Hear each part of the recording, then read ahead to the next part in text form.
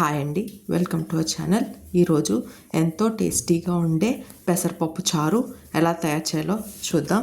ఈ రెసిపీకి కావలసిన పదార్థాలు ఏంటో, తయారు చేసే విధానం ఏంటో చూసేద్దాం. కావలసిన పదార్థాలు: 1 కప్పు పెసరపప్పు, 2 ఉల్లిపాయలు పొడుగ్గా కట్ చేసుకున్నవి, 4 పచ్చిమిరపకాయలు పొడుగ్గా కట్ చేసుకున్నవి, రుచికి సరిపడా ఉప్పు, 1/2 టీ స్పూన్ పసుపు, 1 స్పూన్ కారం, చిన్న ఇంచు అల్లం ముక్క, ఆయిల్ 3 టేబుల్ స్పూన్లు, వెల్లుల్లి రేఖలు 7, 1 స్పూన్ ఆవాలు, 1 స్పూన్ జీలకర్ర, 1 స్పూన్ మెంతులు, 2 ఎండుమిరపకాయలు, 2 రెమ్మల కరివేపాకు, నిమ్మరసం 1 స్పూన్. ముందుగా పెసరపప్పుని శుభ్రంగా కడుక్కొని వాటర్ వేసి దాన్ని స్టవ్ మీద పెట్టుకొని బాయిల్ చేసుకోవాలండి. పెసరపప్పు మనకి బాయిల్ అయిన తర్వాత అందులోనే ఉల్లిపాయ ముక్కలు వేసుకోవాలండి. ఇప్పుడు అందులోనే పచ్చిమిర్చి వేసుకొని బాగా కలుపుకొని ఉడికించుకోవాలండి.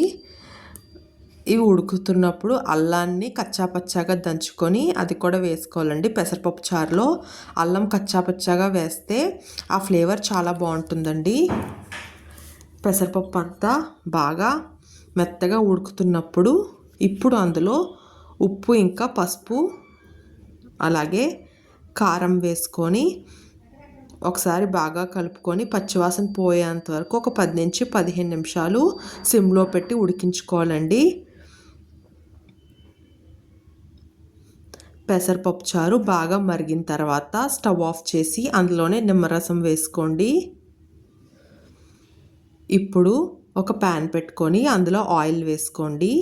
ఆయిల్ హీట్ అయిన తర్వాత ఆవాలు, జీలకర్ర, మెంతులు, ఎండుమిర్చి, కరివేపాకు వేసుకొని అందులోనే వెల్లుల్లి రేఖలు కూడా వేసుకొని పోపును బాగా ఫ్రై చేసుకోవాలండి. వెల్లుల్లి రేఖలు కచ్చాపచ్చగా దంచుకోండి.